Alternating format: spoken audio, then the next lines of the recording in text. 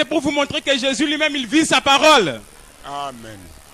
Ndio maana yeye alisema prédicateur Chibombo Daudi, mina muprouve que Yesu alivie mwenye neno lake. Il a accepté de se faire baptiser par sa créature. Kiumbe kyake kilimbatiza. Mais Jésus n'avait jamais péché. Yesu ashute na nzambi. Ça, c'était un exemple pour vous montrer, vous et moi, aujourd'hui. Leo ni mfano kumuonesha mwe na shi hapa leo. Celui qui croit en Dieu doit être baptisé. Ula naamini Yesu apata ubatizo. C'est pourquoi Jésus lui-même était censé de vivre sa parole. Yesu alikuwa mwenye kufanyisha okwanje mwenyewe. Aishi mbele neno lake. Shi tumfuate. Alors regardons ce vieux Siméon. Tazameni maneno kwa Simeoni. Il est en train de feuilleter sa Bible. Anaangalia Biblia yake. Il est arrivé là, on a dit un enfant vous est né. Anafika fasha ambao wanasema mtoto anazidi kujomwei. Le prince de la paix va venir. Le prince de la paix va venir. Mfalme wa salama atakuya. Et lorsqu'il était en train de lire cette promesse, wakati alikuwa hekuna soma imarako, le Saint-Esprit lui dit tu vas le voir. Roho Mtakatifu namuonesha utamuona. Simon a cru à cette promesse. Simeoni anaamini ile malako. Malgré que Simon était avancé en âge, hata vile Simeoni alikuya mu miaka. Subiri kidogo.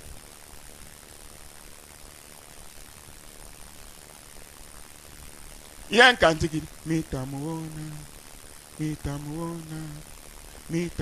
hapo mna brebi mnakaiwa nini manebaki je ni nani alisema kile muhimu yeye mwenyewe. Amen. Je n'ai pas interrompu. Yesu samgata. Amen. Na wewe umuone leo tuende mtumishi. Que Dieu vous bénisse. Amen. Alors ce vieux Siméon. Oui. Ce vieux Siméon. Ule mzee Simeoni. J'aime bien parler de ce vieux Siméon. Mimi napenda kusemezana nawe maneno ambao naangalia Simeoni. Parce que Simon était un homme de prière.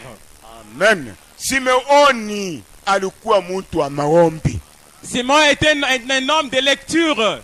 Simeoni alikuwa mtu msomaji wa nyandiko. Simon était un homme consacré à Dieu. Amen. Simeoni alikuwa mtu mwenye kwa Mungu. Il avait l'habitude de lire trop sa Bible. Alikuwa na zoezi ya kusoma Biblia yake. Et il croyait à cette parole que Dieu lui avait faite.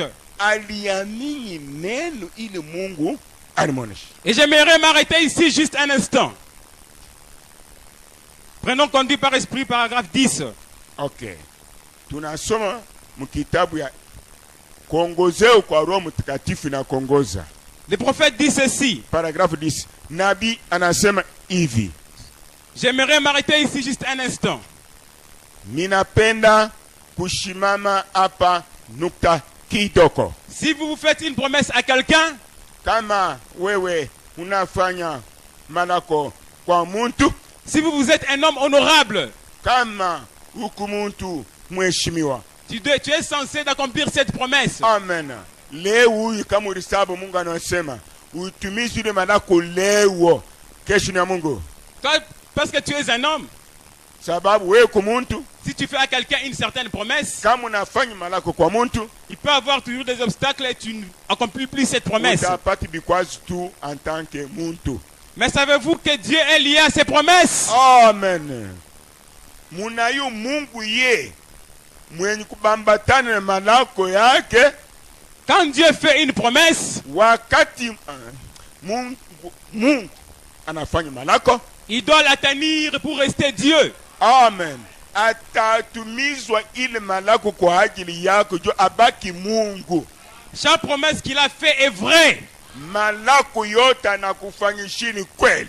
Et il est lié à cette promesse. Anabambatana na malako ile jo kutumizwa. Si vous gardez cela kama munachunga pashe kutenga à l'esprit pendant que vous êtes ici, kama munachunga ile malako muro wakati wewe unikana hapa asubuhi, pendant que vous êtes en train d'entendre la parole de Dieu, wakati unashikia hii neno ya Mungu, pendant que vous attendez quelque chose qui va venir du ciel, wakati unachunga kitu ambacho kitatoka mbinguni, quelque chose arrivera. Kitu kitakuya. Savoir que Dieu ne peut pas faire une promesse Mungu asiwezi kufanya malako et manquer de l'accomplir.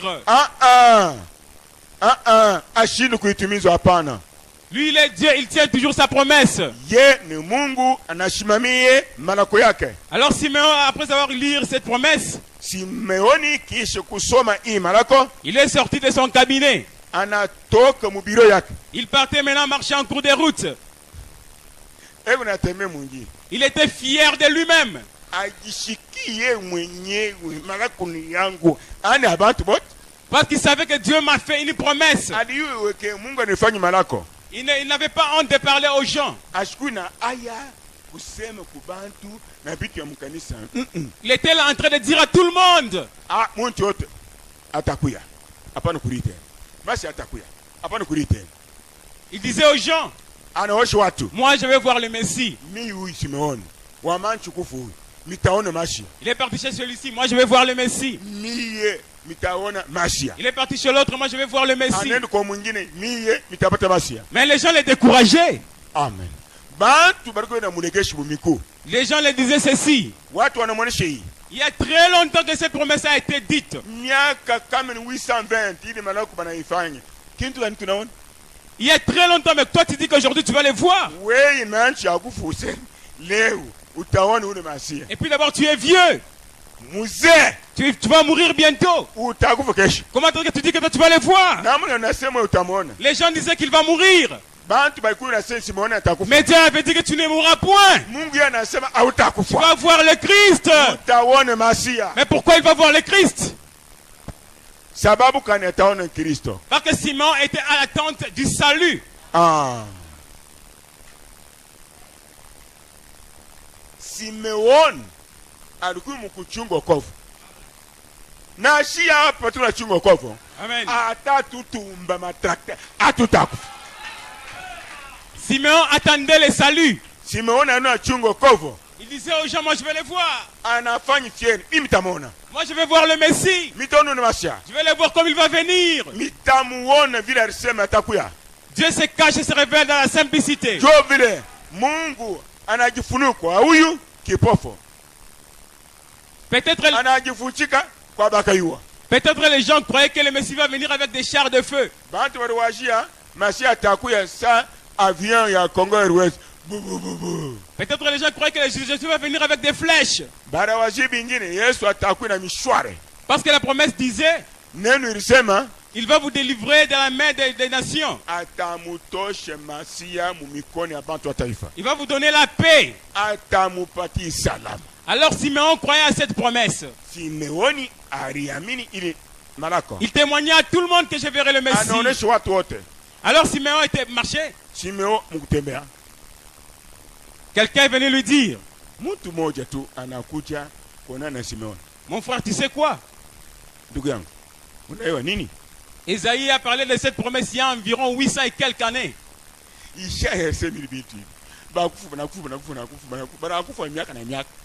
Mais toi aujourd'hui tu me dis que tu vas les voir. Mon frère, ne crois pas en ça. Tu perds inutilement ton temps. Toi attends seulement, bientôt tu vas mourir. Et nous allons t'enterrer.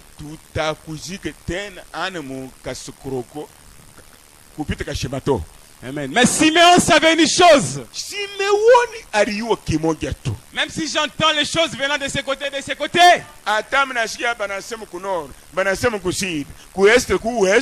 moi je sais une chose. Il m'a fait la promesse. Moi je crois en cette promesse. Je m'accroche en cette promesse. Simeon a cru à cette promesse. Alors, Simeon un jour il était encore dans son cabinet. Toujours dans son cabinet en train de méditer.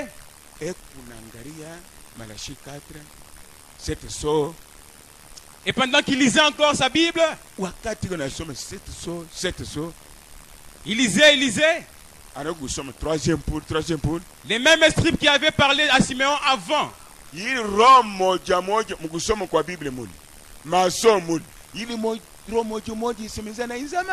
Il a dit à Simeon, toujours ici, c'est là où l'esprit a parlé. Simeon, stop. Bwana, unene mbi unendo wapi? Arrête-toi. Shimama mbele. Ne lis pas. Apari kusoma tena. Simeon avait sa Bible dans sa main. Alikuwa na kitabu yake Biblia. Quand il a entendu cela, il a laissé sa Bible sur la table. Anaachi Biblia. Il a dit qu'à vos ordres, Seigneur. Merci Jésus. J'ai fait ce que tu m'as dit. J'ai fait ce que tu m'as dit. Minafanya si tout ça être conduit. Minafanya kile weye unasema. Je ne lis pas d'abord ma Bible. Minaachi Biblia. Je vois d'abord ce qui va se passer. Minaona kitu kana kitafika. Simeon ne savait pas ce qui va se passer. Ye ashikujua kitu kana kitatendeka. Mais l'Esprit Saint lui dit, Roho Mtakatifu anamuonesha. arrête-toi. Shimama. Simeon s'est arrêté. Shimama. L'Esprit Saint lui dit, Roho Mtakatifu anamuonesha. sors. Toka mbele nje. Simeon est sorti dehors. Anatoka nje. Mais il a dit, anasema, où irai-je, Seigneur? Bwana, miki pofo. Dieu lui a dit, cela ne te regarde pas. Ile mambo ya utendo wapi? Ane yako. Toi continue seulement à marcher. Wewe kile mimi nakuomba. Paka vile kipofu Tembe. Simeon était aveugle comme l'a dit. Kipofu. Tembe. Il avait les yeux peut-être fermés. Manchi ya kufunga. Mais il était en train de marcher. Eko na tembe. Les gens se demandaient, comment est-ce que cet homme est en train de marcher? Namuna gani? Uli tunasemaka miaka na miaka wakateso. Leo naanza kutembea ni mambo yanatendeka. Mais nous savons qu'il est aveugle. Tunajua. Ni kipofu. Mais comment est-ce qu'il est en train de marcher? Namuna gani kuna tembea hivi? Simeon ne savait pas où est-ce qu'il allait. Simon ashukuru ekunenda wapi? Il était seulement laissé entre les mains de Dieu. Il était conduit par l'Esprit. Amen. Et ce vieux homme partait. Ce vieux homme était en train de marcher. Il s'est faufilé au milieu des gens. Il était en train de marcher. Il marchait.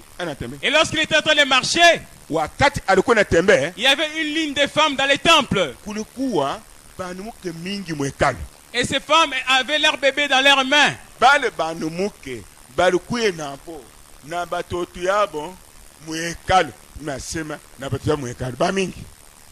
Et chacun avec son bébé regardait son bébé. Ah, mon bébé est le plus beau.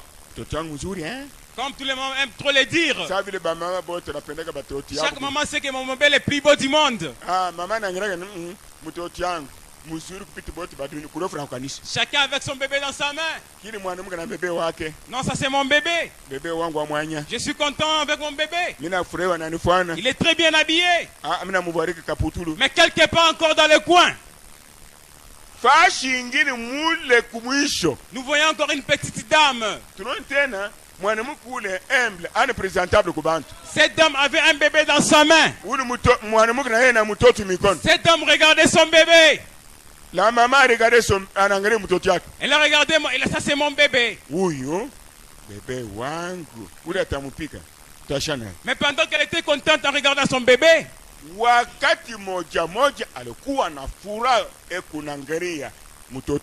les autres femmes se moquaient d'elle.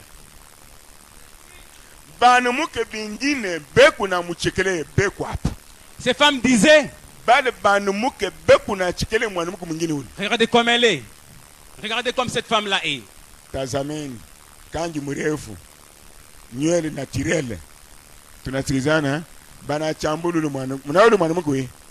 Et d'ailleurs, nous savons que cet enfant-là est dans la prostitution.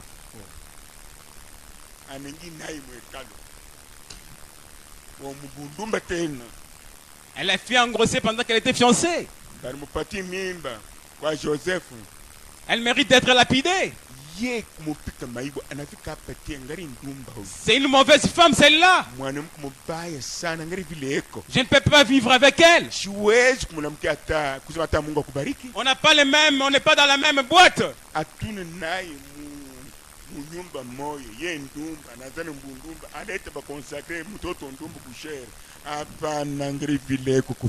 Et pendant que les femmes disaient comme ça, ils ont vu les vieux Simeon entrer dans les temples.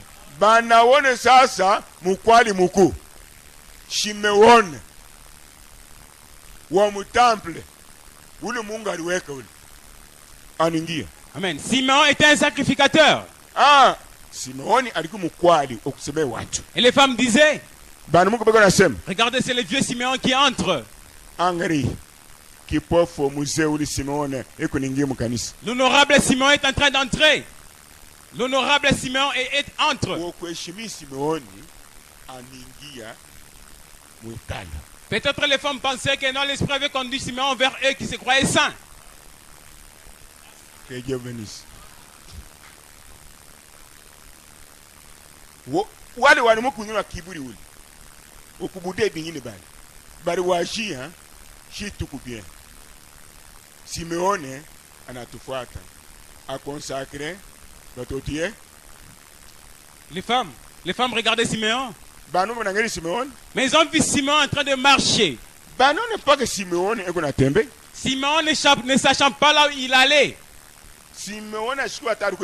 Mais il était conduit par l'esprit. Simeon est parti là où il y avait la ligne des femmes.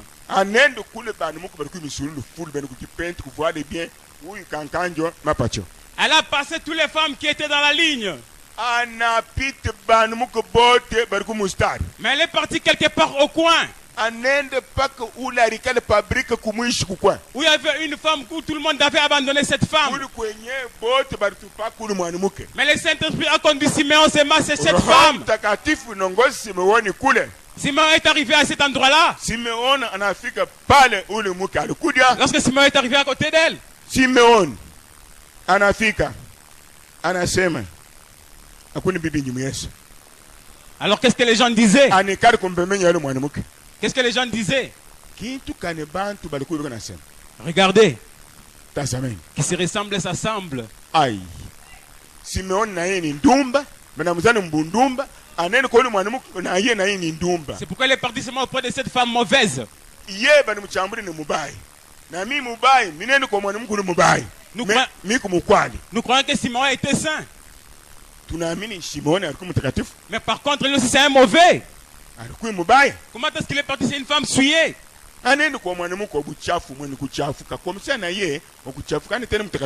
Regardez, il dénigrait Simeon et Marie.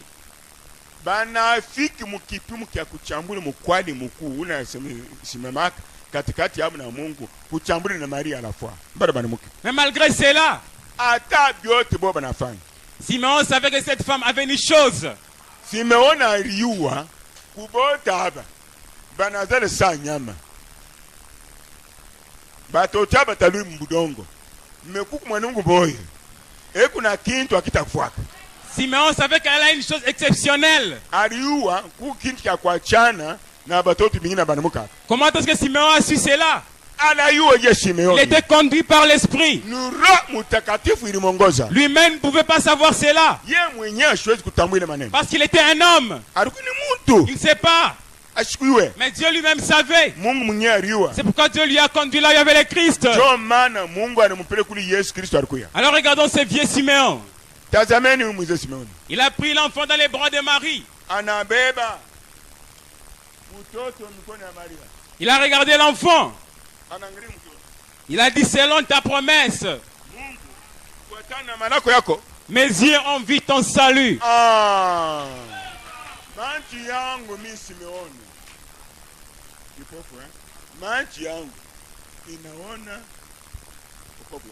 Maintenant laisse-moi aller en paix.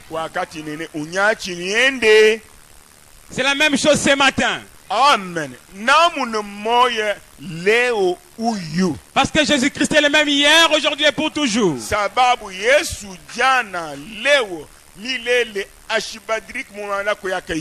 Jésus a fait une promesse. Il a dit que je vous enverrai le Saint-Esprit. Qu'est-ce que le Saint-Esprit va faire?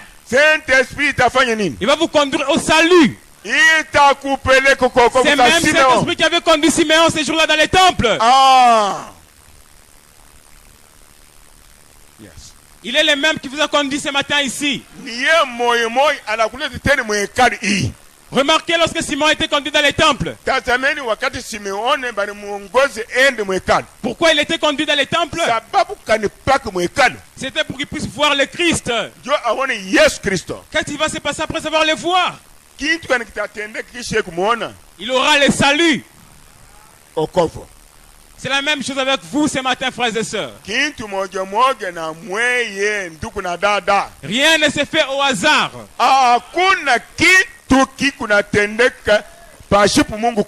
Dieu dans son plan a déjà tout planifié.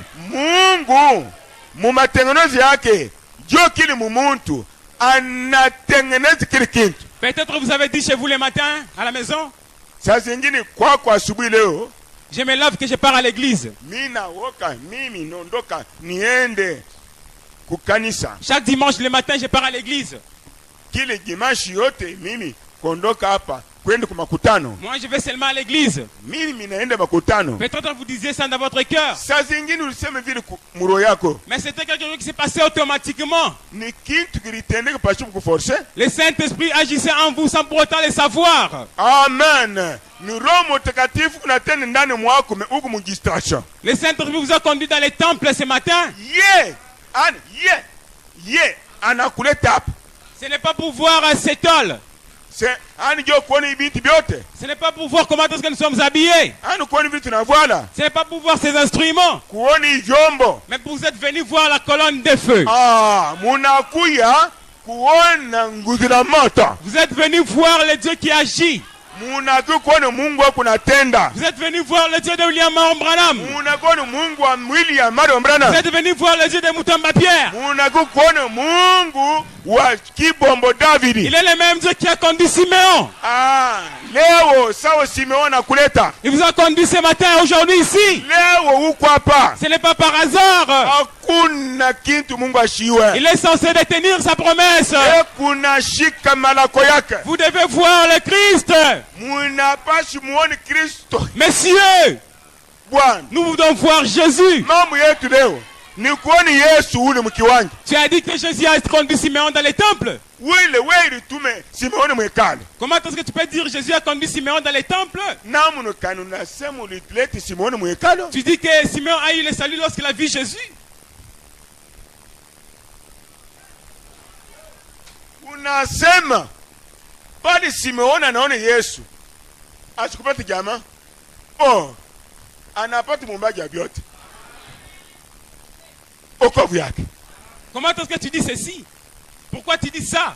John nasema vile si il est le même kama huyu Mungu ashibadilika nous voudrons le voir aujourd'hui.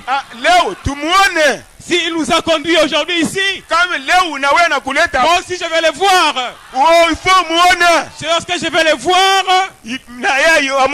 j'aurai aussi mon salut. Que ça soit ainsi pour chacun de nous. Vous savez que Jésus vous a conduit ici. C'est le Saint-Esprit qui vous a conduit ici. Rien ne se passe au hasard. Dieu a mis à vous quelque chose. Parce que la profondeur appelle la profondeur. La profondeur qui est en Dieu. Il a mis cette profondeur en vous. C'est pourquoi il vous a conduit ici ce matin. Vous allez voir son salut. Il est le même hier, aujourd'hui et pour toujours.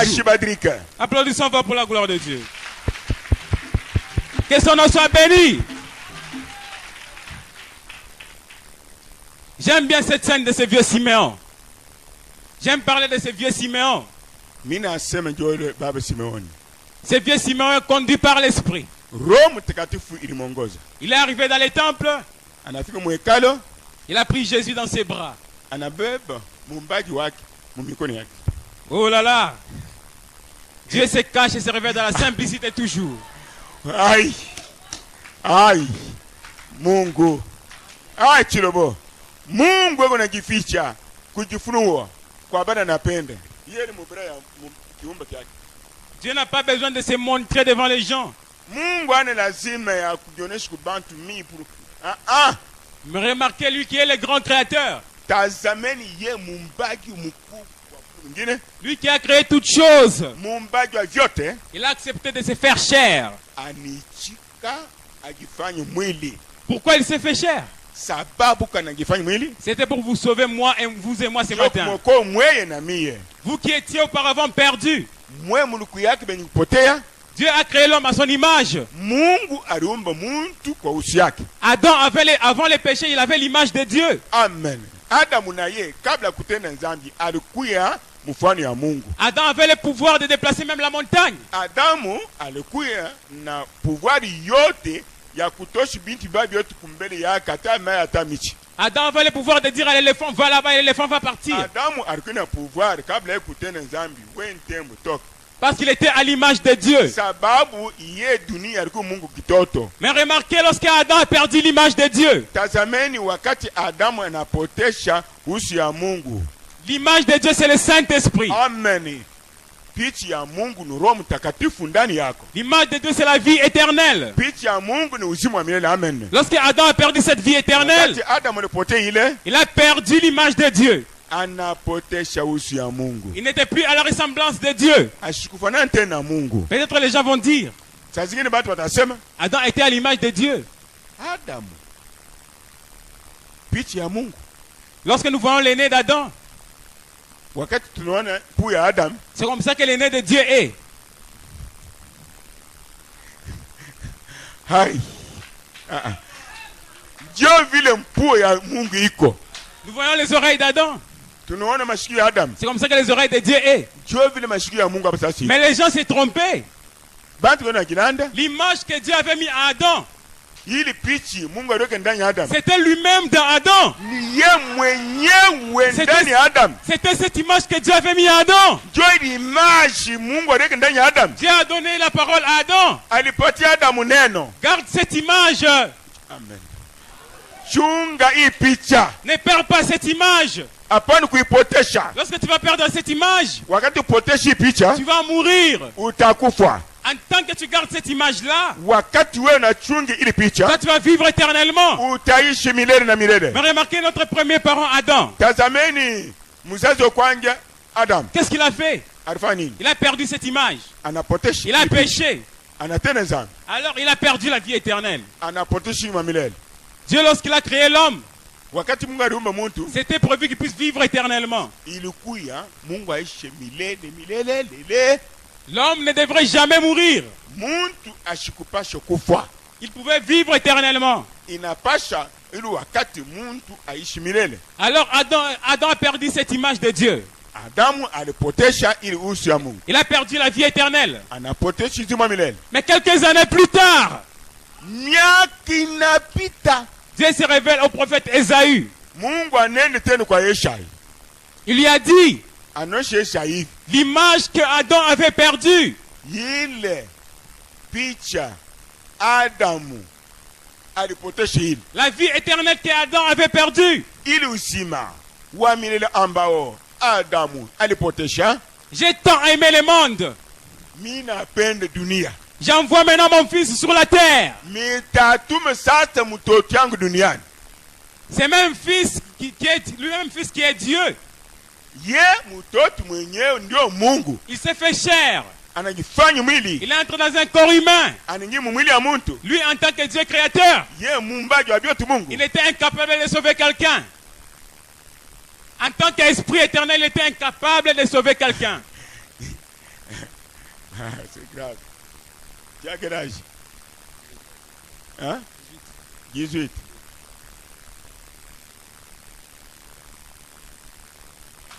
Il dit, Saint-Esprit, esprit a Yesu koko muntu. Au moins, il kifanya mwili. Lui, en tant que Jéhovah, Yehova mkubwa, lui qui était dans les puissances dans ces jours-là avec Moïse, en tant que la grande colonne de feu, sa force était très grande. Lui, s'il parle, les montagnes pouvaient sauter. Si Dieu en tant qu'esprit éternel parle, peut-être les océans pouvaient se renverser. Peut-être il devait avoir des inondations sur toute la terre. Et Dieu alors il a dit, je vais me faire chair. Je vais m'humilier. Je vais entrer dans un corps de pécheurs. mitingi paka mumwili ya mutendanza chitingi mu malaika jo achikutana nzambi hapana. Alors Dieu a créé le corps de Jésus. Mungu anaumba mwili ya Yesu Il Kristo. est entré dans ce corps-là. Aliingia mule. Et c'est la promesse que Dieu avait faite à Ésaü. Jua ni malako ambao Mungu alifanya Esa. Je viendrai sauver le monde. Mitakui koko dunia hii. Je vais retourner aux gens l'image qu'Adam avait perdue. Mitalurushi bote batapate Saint-Esprit kukila Adamu alipotesha. Parce que je vous aime. Sababu kani mina mupenda amumerite. Est-ce que vous croyez en cela ce matin? Munaamini ile moi aussi. Moi aussi je le crois. Amen. Je crois qu'il est venu me ramener à l'image. Minaamini anakulurisha kuipichi nilipotesha. Il est venu me ramener à l'image originelle. Ananulurisha kupitia kumwanjo. Cette image qu'Adam avait perdue. Kyote kile Adamu alipotesha. Jésus est venu restaurer. Yesu anakukulurisha. Jésus est venu restaurer la guérison. Amen. Analurisha matunzo. Il est venu restaurer la paix. Analurisha salama. Il est venu restaurer la joie. Analurisha furaha. Il est venu restaurer même le Saint-Esprit. Na Roho Mtakatifu analurisha. Alors si vous croyez en cela ce matin, Kama munaamini hapo busubuhi, l'Esprit Saint doit descendre sur vous. l'Esprit de Dieu, Roho Mtakatifu tashuka yuri yako. Regardons ceci. Tazameni. Jésus est venu sur la terre. Yesu anakuja duniani. Lui, créateur du ciel et la terre. Muumbaji wa mbingu na dunia. Il fut flagellé. Banamupika. On lui a giflé. Banamupika. On l'a craché sur lui. Mate banamutemea. Mais comment ça? Dieu. Lui qui est créateur. Ye muumbaji. Jésus s'est fait chair et s'est humilié. Mungu kama najifanya mwili vile. Na kanyenyeneke kuna balere. Jésus a voulu sentir les douleurs qu'on sent aujourd'hui. Oui. Il a voulu sentir les douleurs que moi je sens aujourd'hui. Yesu maumivu kunayo alishikiaka. Il a voulu endurer cette souffrance que j'ai aujourd'hui. Alipenda kankamane mateso yote ukunayo leo. Pour savoir les besoins de chacun entre nous ici. Yo kuyua itaja kile muntu hapa pa dunia. Lorsque vous êtes dans un problème quelconque, kama huku mambo fulani, ce problème-là n'a pas surmonté la tête de Jésus, non. Hapana, ili problème haikupani iko yule ya Yesu muumbaji hapana. Sachez que tout ce qui vous arrive comme problème dans la vie, Uyu byote bizuri, bibai maproblème yote na kufimu maisha. Jésus a déjà enduré cela. Yesu alipitema. Il a l'expérience. Kuna kuonja Mungu. Il sait ce qui se passe dans votre vie. Oui. Il sait ce qui se passe dans votre vie. Anayua kile kikunapita maisha yako. Il connaît la maladie qui est dans ton corps. Anayua malari kumwili yako. Il connaît même le péché qui est dans ton corps. Anayua zambi ani munafsi ili kumwili yako. Il connaît que tu es un rétrograde. Anayua kile shukwi aufanyaka mapendo ya Mungu kile shuku unakotolaka. Lui, il connaît tout ce qui vous arrive. Yeye anajua tunakufikia. C'est pourquoi il a accepté de se faire chair. Ndio maana anichika. Il est mort à la croix de Golgotha pour nous ramener à l'image originelle. Que Dieu vous bénisse. Je suis content de sa parole. Croyez seulement en sa parole. Nous allons prendre, conduit par l'Esprit,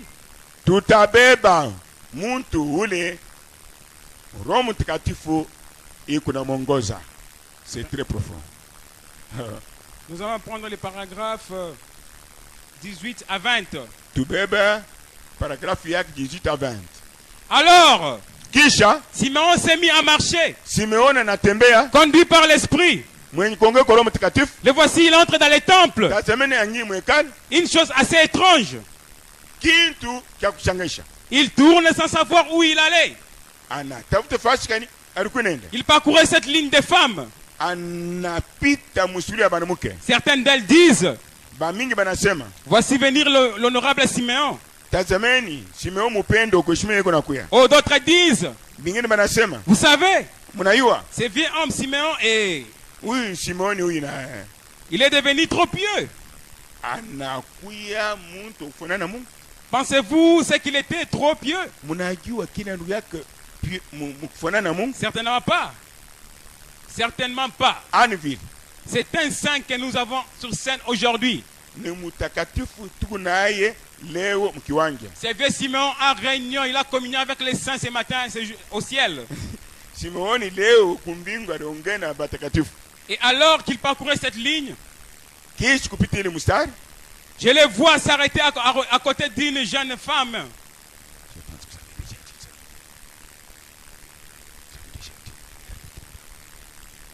Alors, Simon conduit par l'esprit.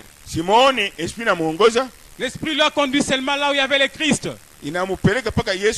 Alors, Frère Branham dit, c'est même Saint-Esprit qui a conduit Siméon. Il vous a conduit aujourd'hui ici. Mais vous allez vous demander, pourquoi le Saint-Esprit a conduit seulement Siméon? Il y avait beaucoup de gens en Israël. Amen. Le Saint-Esprit est parti uniquement chez Siméon.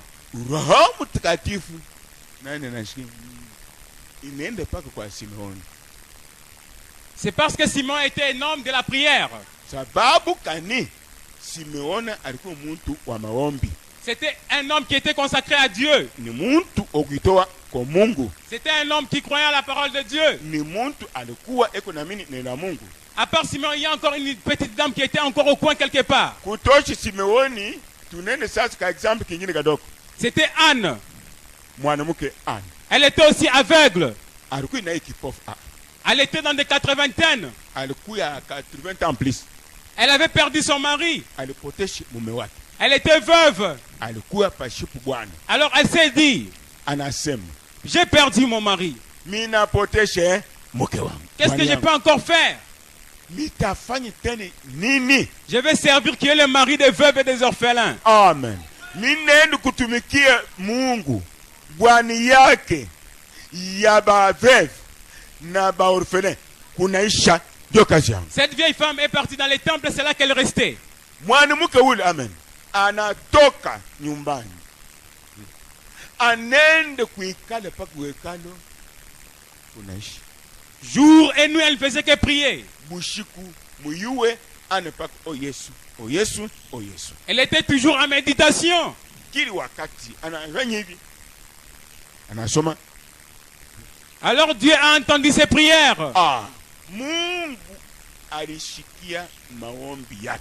Dieu lui a dit, Mungu anaonesha Anne, ma serviteur, ma servante Anne, wewe mtumishi wangu mwanamke Anne, lève-toi.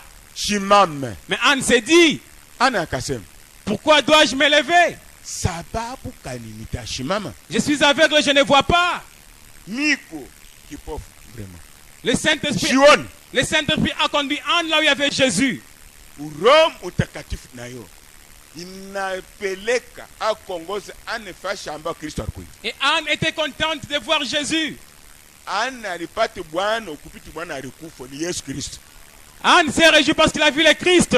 Anne alipata furaha, c'est vrai. Le Saint-Esprit la joie. Anne alifuriwa, Anne paka aliosha. Alipata Yesu nampata. Peut-être vous allez encore vous demander,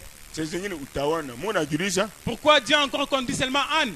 Sababu kane toujours Anne. C'est parce que Anne était une femme de la prière. Sababu Anne naye alikuwa mwanamke wa maombi. Mwanamke. Simeon naye wa maombi. Sijui napata receipt hii. Petit conduite yani. J'aimerais que chacun de nous ici ce matin que nous soyons des hommes et des femmes de prière. Ninapenda ana mahubiri. Mmoja wenu mwanamke mwanaume akui mwanaume wa maombi, mwanamke wa maombi. Parce que lorsque nous sommes toujours chaque fois en prière. Lorsque chaque fois nous sommes en prière. Sababu wakati yote kama tuko maombi, j'ai déjà remarqué il y a de certains péchés qu'on ne peut pas faire. Ninaona kuko manzami nyingine mtu hawezi kutenda. Si chaque fois vous êtes dans la présence de Dieu, kama huku katika mwepo ya Mungu kile siku, chaque fois vous chantez les cantiques de Dieu, kile siku il y a un peu au-delà des étoiles, chaque fois en train de lire la Bible, chaque fois on attend kulala ya vitre verset, remarquez les péchés vont s'éloigner. Voyez-vous manzambi itaenda. Parce que les péchés et la sainteté ne peuvent pas cohabiter ensemble. Le péché et la sainteté. Le péché et la sainteté ne peuvent pas coaliser. Regardez, il y a encore une autre image dans l'Ancien Testament. Tazameni picha nyingine Il s'agit de cette femme, cette veuve de Sarepta. Elle aussi, elle n'avait pas d'enfant. C'était une femme de la prière. Cette femme ici n'était pas israélite. Cette femme était une femme des nations. Alors un jour l'Éternel dit à Élie, nous allons prendre, c'est dans 1 roi, chapitre 17. Élie le Tishbite, l'un des habitants de Galade, dit à Akab, l'Éternel est vivant, le Dieu d'Israël dont je suis serviteur. Il n'y aura pas dans ces années ni rosée ni pluie.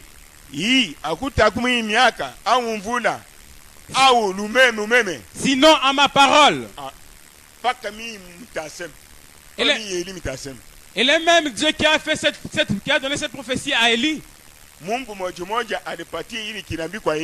Élie, parce que lui aussi il était dans ces pays-là. Lui aussi il a subi les mêmes sorts.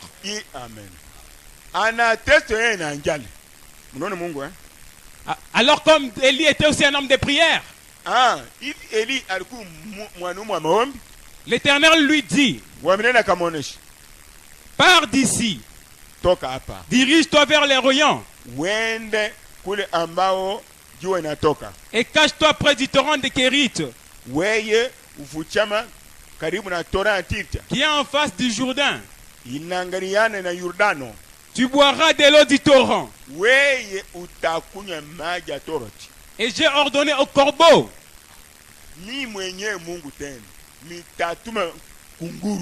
Les corbeaux vont te nourrir.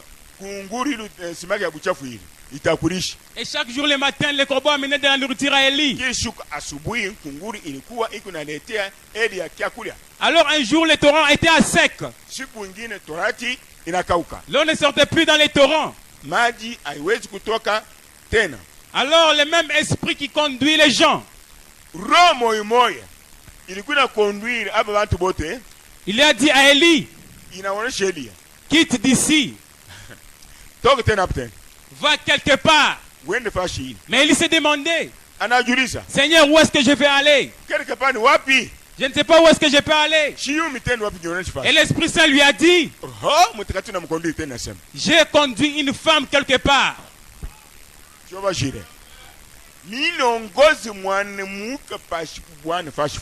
Cette femme-là va te nourrir.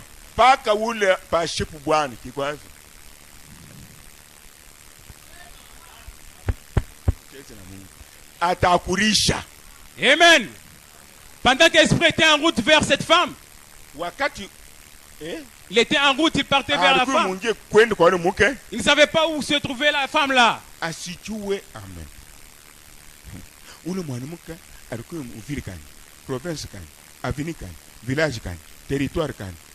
Lui, il partait simplement. Il s'est laissé ses mains entre les mains de Dieu. Il a dit, je ne suis qu'un instrument dans tes mains. C'est toi qui vas me conduire. Amen. Conduis-moi vers la veuve de Sarepta. Élie était en cours de route en train de partir. Mais qu'est-ce que Frère Branham dit? Au même instant que Jésus conduisait Élie vers cette femme, Yesu alikuya na kuongoza mtumishi wake kwa ule mwanamke. C'est au même instant qu'il a dit à cette femme de quitter sa maison. Ni wakati moja ile anaonyesha mwanamke toka mu nyumba na bie kuna kuya. Il a dit à cette femme, anaonyesha mwanamke, va chercher du bois. Wende tafuta nkuni. Des morceaux de bois. Kuni mbili bule. Mais elle ne savait pas où se trouvaient les morceaux de bois. Mais elle était conduite par l'esprit. Elle partait dans son jardin. mu shamba yake. Il y avait la famine dans les pays. Mu inchi muzima njala. Elle priait trop Dieu, cette femme-là. Elle priait. Alikuwa naomba. Elle priait, Seigneur, comment est-ce que je peux survivre avec mon enfant? Eh Bwana, mtoto wangu moyo wa upekee. Pendant qu'en Israël, il y avait beaucoup de femmes. Ili wakati amen. Mu Israël, bana mukofuli. Ba mutumiye kwa veuve anikintu. Les pays que Dieu avait choisis avaient beaucoup de femmes. Mais Dieu a regardé ces femmes, il n'y avait pas une femme qui méritait cela.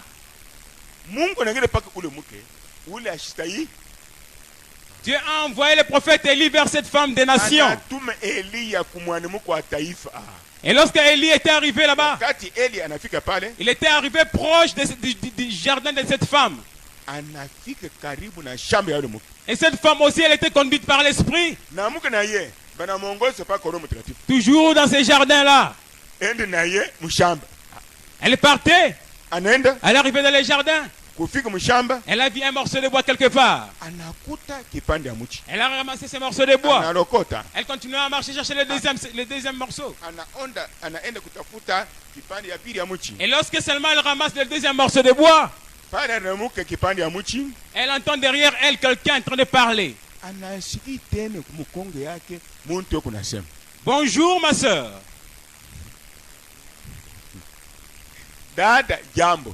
Elle s'est sursauté. Elle a sursauté. Et bonjour monsieur. Elle lui dit, j'ai faim. Le Saint-Esprit m'a conduit vers toi. Et le Saint-Esprit m'a dit, toi tu vas me nourrir.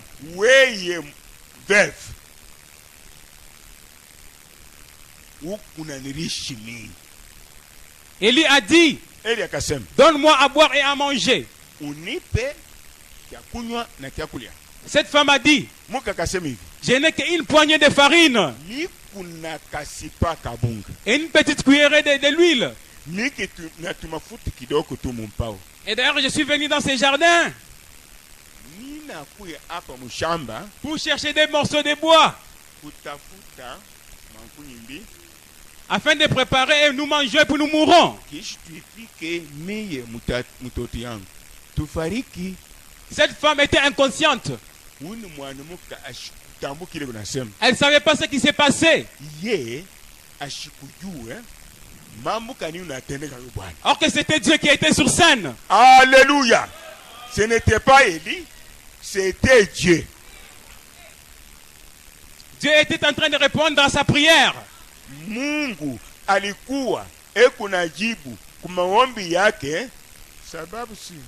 Elle ne savait pas que c'était Dieu qui répondait maintenant à sa prière. Ashikuji wake Eli ndio Mungu alikuwa deja kunajibu kumaombi yake. Ashikuyu. Lorsque vous êtes en train de prier, wakati weye ukunaomba maombi, vous priez tout simplement. Unaomba bure tu. Mais lorsque Dieu va commencer à répondre à ta prière, wakati Mungu ataanza kukujibu, peut-être tu ne vas même pas savoir que Dieu est en train de me répondre. Parce qu'il se cache, il se révèle dans la simplicité. Oui. Il se cache et il se révèle dans la simplicité. Toujours, Mungu anajifuchika tu. Anajifunuka kwa mtu mwingine. Omoko ina ndani. Et il dit à cette femme, même si tu as peu de farine, même si tu as peu d'huile, donne-moi d'abord que je mange.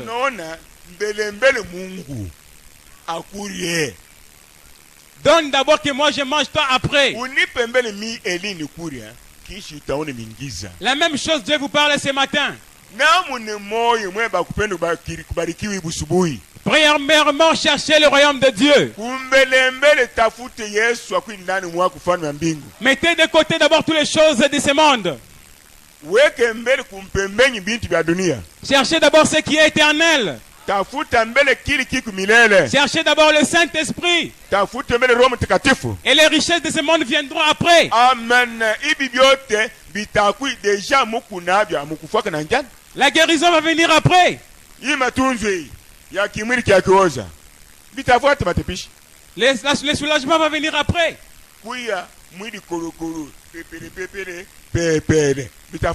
Cherchez d'abord mon royaume. Et cette femme a dit, je vais faire ce que tu m'as dit, Élie. Cette femme est partie avec les deux morceaux de bois. C'est un mystère. Amen. Qu'est-ce que signifiait ces deux morceaux de bois? C'était la croix de Jésus. Alléluia. Les deux morceaux de bois que la femme était partie ramasser dans le jardin. Mais on ne peut pas allumer le feu sur des morceaux de bois.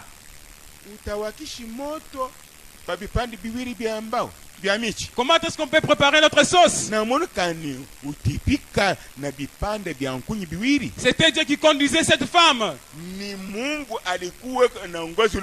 La farine que la femme possédait, la farine qu'elle avait, représentait le corps de Christ. Amen. Et l'huile qu'elle avait, c'était l'esprit. Rome takatifu. Il fallait que la farine et l'huile puissent se mélanger. Amen. Alléluia. Amen. Gloire à Dieu. Inapasha mafuta na unga ikui pamoja. Inapasha Roho Mtakatifu na mwili ifanye mariage. Et lorsque ça s'est mélangé, wakati binapatana, elle a allumé le feu sur des morceaux de bois. Elle a pris l'huile et la farine mélangée, elle a mis sur le feu. Oh là là! Oh. C'était Jésus-Christ à la croix. Avec ses mains à la croix comme ceci. Il a fait le sacrifice pour nous ici aujourd'hui. C'était l'ombre des choses à venir. C'est là montrer les rachats dans les jours à venir. Jésus-Christ a été mis sur la croix comme sacrifice. C'était pour nous les pécheurs. Pour vous chercher, vous qui étiez perdus. Remarquez cette femme. Elle a préparé les gâteaux. Elle a donné au prophète Élie. Mais elle se disait, j'ai donné tout ce que j'avais. C'est très profond.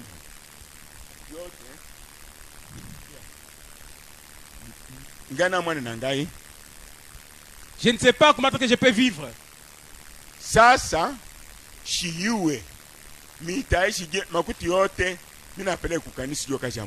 À cet instant, le prophète Élie était calme.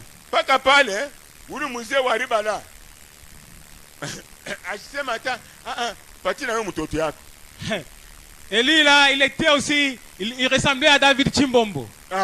Voilà, amen. Élie était comme Chimbombo. Il était en train de manger. Il mange, regardez même pas cette femme qui était à côté d'elle.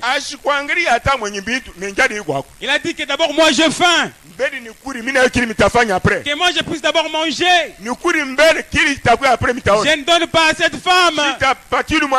Malgré que c'est elle qui m'a servi. Et qu'elle moi d'abord que je mange.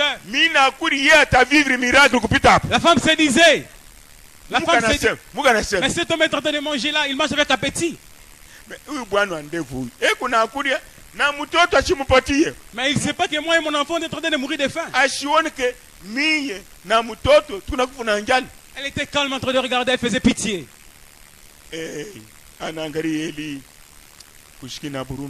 Mais c'était Dieu qui était sur scène. Ce n'était pas Élie. Ni Mungu alikuwa deja mkiwanja. Et l'esprit dit à Élie. Kisha roho ikasemezana na Elia. Dit à cette femme. Pourquoi crier? Oneshe huyu mwanamke. Élie après avoir mangé, il était rassasié. Kishikuria. Tumbo inazifanya Elia na yukuria. Il était assis là, il s'est reposé. Alikuwa pale chini akamupanda iko na pumzika. La femme là dans le coin en train de pleurer avec son enfant peut-être. Ule mwanamke ule. Mukwe mule kuna sema alafu wao batumishi kanipa yenyewe. C'est à cet instant que l'esprit est descendu sur Élie. Et l'esprit dit à Élie. Être conduit. Esprit non ça c'est livre. Dis à cette femme. Alléluia. Pourquoi crier? On est sur le mwanamke. La farine ne va jamais se terminer dans son pot. Alléluia, alléluia. Bouillant, viens ici. Donne ton témoignage. Prédicateur, pardonnez. Vous jouez avec le Dieu de Branham. Que Dieu vous bénisse. En tout cas, je suis encore ravi une fois de plus. Je suis ravi une fois de plus. Un instant. Paul. Témoignez. Pour le maïs. Que Dieu vous bénisse. Je suis ravi une fois de plus. Oui. Je suis ravi une fois de plus. De donner ce même témoignage. Parce qu'à l'époque de l'île, nous venons de suivre, c'est une histoire. Amen. Amen. Nous devons témoigner ce que nous vivons ici.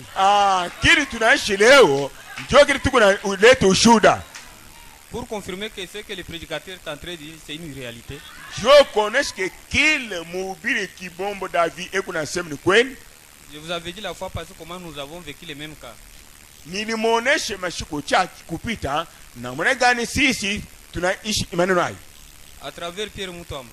Kupitia Pierre Mutuamba nous passions aussi une période très compliquée. Turupite na si wakati kabambi nguvu. On était passé chez lui un jour.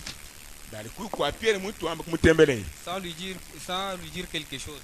Bashi kwa ta kumuonesha non kwetu tuko na problem mambo fulani awa. Lui-même en tant que berger, comme il est conduit par l'esprit. Il est Eli aussi. Hivyo kumchungaji na yeye roho ilimuongoza. Nous étions là beaucoup, tout le monde était parti. Tulikuwa wa mingi kabisa, watu wengine wanaondoka. Nous étions restés. Sisi tunabakia. Sans rien dire. Pashipu kuonesha sans rien manifester. Kuonesha tuko na mateso. Il tira mon épouse à côté. Anabeba mke wangu kumpembeni. À cette époque elle était enceinte. Ili wakati mke wangu alikuwa na mimba. On avait presque rien à la maison, vous avez. Kunyumba kuna hata kitu kimoja. Vous savez comme je vous l'avais dit la fois passée. Muna hivi unamuonesha. Alors aussitôt qu'on voulait partir. Wakati tulipenda kuondoka twende nyumbani. Le pasteur demanda à mon épouse. Mchungaji akauliza mke wangu. Vous mangez quelle sorte de farine? Munakuriaka bunga kani? Mon épouse lui dira nous mangeons n'importe quelle farine. Mke wangu akamjibu hata bikubiki. Farine yote, uwanja, chimanga, tuko na kuria. C'est ainsi que le pasteur demanda à maman Tumbani. Ndio maana pastor anaenda kuonesha Tumbani mke wake. Donnez-leur quelques seaux de maïs. Donnez upatia aba bakijana maso ya mingi ilikuwa sisi. Maman Tumbani a son tour nous donnant c'était 7 ans. Achève. Pardonnez-moi. Nous donnons 7 seaux de maïs. Maman anatupatia ile maïs. Comme on n'avait rien à la maison. Hivi atukukui kunyumba hata kitu kidogo. On n'avait même pas de l'argent. Atukukui na fedha. Arrivant en cours de route, kufika mumbarabara, nous étions remplis de la joie. Tulipata furaha moja. Vous savez quand vous n'avez absolument rien. Kama une kintu. Vous n'avez pas demandé quelque chose à une personne. Mais cette personne-là, Dieu le touche et il vous donne ce que vous aviez besoin. Nous étions remplis de la joie en se posant des questions. Le pasteur, qu'est-ce qu'il a dit que nous n'avons pas mangé? Alors arrivé à la maison, nous avons mangé les 7 seaux de maïs là. Nous avons mangé les 7 seaux de maïs. Maso ya mingi saba pendant 6 mois.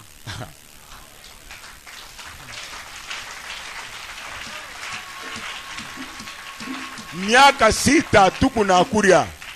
Parce que si je me rappelle bien, je connais même la date où mon travail était fini. Mina yo na shiku kazi yangu ilishaka. C'était au mois de juin.